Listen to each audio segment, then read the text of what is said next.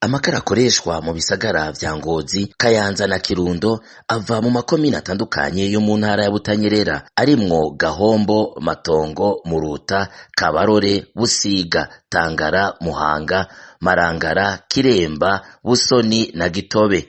Abenshi bayaturira ni nabo bayadandaza bakayakura muri iyo mihingo yose bakayajana mu bisagara. Igituma igiciro c'umufuko w'amakara kiduga kigashika ku mafaranga 100 mu Kayanza na Ngozi no ku mafaranga 80 canke arenga gatoyi mu gisagara ca Kirundo.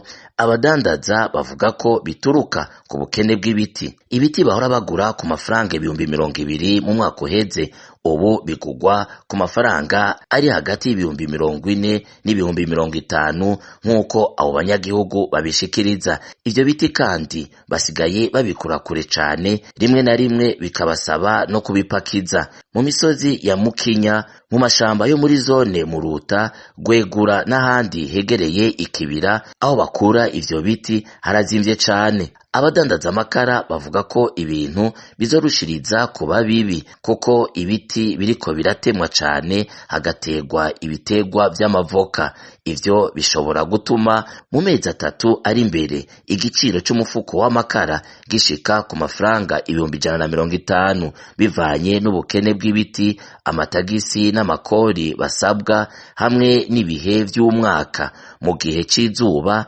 amakara arashobora kuduga cane kuruta mu gihe c'imvura. Abadandaza amakara basaba leta na cane ubushikiranganji bujejwe ibidukikije gutunganya neza imigambi yo gutera ibiti vyinshi kugira ngo bimwe bitemwe ibindi bibandanye bikwega imvura.